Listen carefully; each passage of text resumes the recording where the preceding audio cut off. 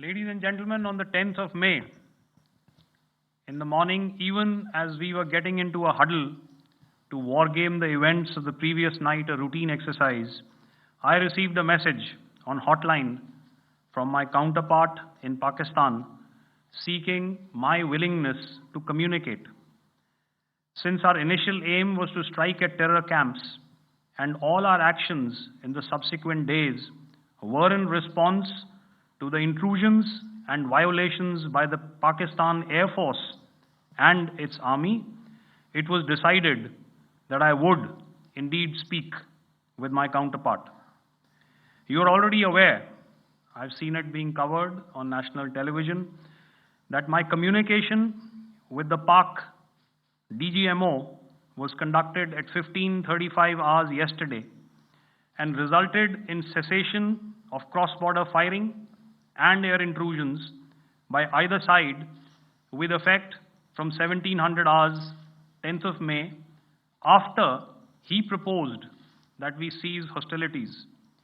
We also decided to further speak on the 12th of May, that's tomorrow, at 1200 hours, to discuss the modalities that would enable the longevity of this understanding. However, disappointingly, and must I add, expectedly, it took only a couple of hours for the Pakistan Army to violate these arrangements by cross-border and across the line of control firing, followed by drone intrusions across the expanse of the Western Front through last night and in the early hours of the morning today. These violations were responded to robustly and dealt with as they must be. We have earlier today sent another hotline message to my counterpart highlighting these violations of the understanding between the DGMOs on the 10th of May and our firm and clear intent to respond to these fiercely and punitively, if repeated tonight, subsequently, or later.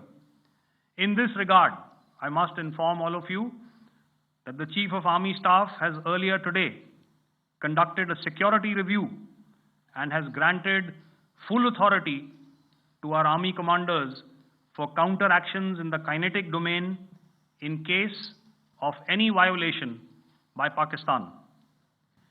In the end, I pay my solemn homage to my 5 fallen colleagues and brothers from the armed forces and civilians who have tragically lost their lives in Operation Sindoor. Our hearts go out to the bereaved families, and we express our solidarity to them in this lifetime and beyond, at this grave juncture in their lives. Their sacrifices shall always be remembered and spoken of in glowing terms by a grateful nation. We have thus far, ladies and gentlemen, exercised, and my colleague Pramod highlighted this, immense restraint, and our actions have been focused, measured, and non-escalatory. However, any threat to the sovereignty, territorial integrity, and safety of our citizens will be met with decisive force. Jai Hind.